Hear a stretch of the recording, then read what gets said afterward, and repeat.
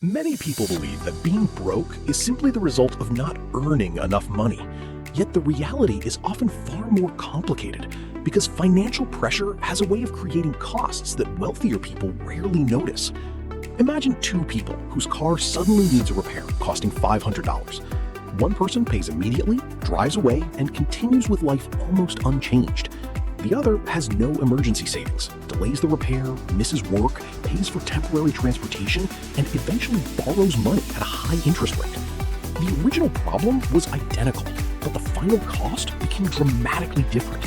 Not because the repair changed, but because their financial position changed the price of solving it.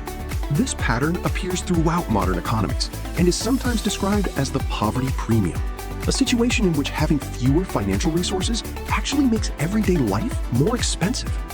People with limited savings often face higher borrowing costs, larger penalties for missed payments, fewer purchasing options, and less flexibility when unexpected events occur. These additional expenses rarely arrive all at once. Instead, they accumulate quietly until they become a permanent part of someone's financial reality. Behavioral economics helps explain why this happens. When the brain is constantly occupied with immediate financial concerns, it naturally shifts its attention towards short-term survival rather than long-term optimization. Researchers have shown that persistent financial scarcity can reduce the mental capacity available for planning, comparing alternatives, and making complex decisions. This does not mean people become less intelligent.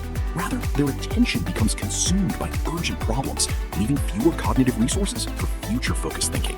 A simple mathematical example makes the difference easier to see. Imagine one person has a $500 emergency fund, while another has none. Both experience an unexpected expense of $500. The first person pays directly, and the financial impact remains $500. The second person uses a credit product with high interest and spends months repaying the balance while also paying late fees after missing one payment due to limited cash flow. Instead of solving a $500 problem, they may ultimately spend hundreds more before the debt disappears. The original expense remained exactly the same, but the financial system added layers of cost because liquidity was missing at the moment it mattered most. The same principle extends beyond borrowing. Buying household necessities in bulk often lowers the price per unit, but larger purchases require cash available today. Affordable housing may exist farther from employment, increasing transportation costs and commuting time. Preventive healthcare is usually less expensive than emergency treatment, yet many people postpone routine care because the immediate bill feels unaffordable.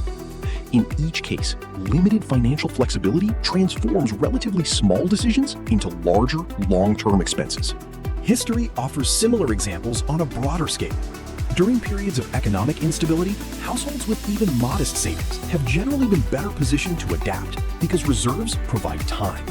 Time allows people to compare options, negotiate prices, wait for better opportunities, and avoid costly emergency decisions. Households without that buffer often have to accept the first available solution, even when it is significantly more expensive over time.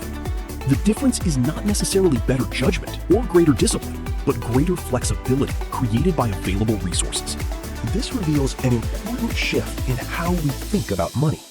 Wealth is not only about purchasing power, it is also about reducing the number of expensive decisions forced by urgency.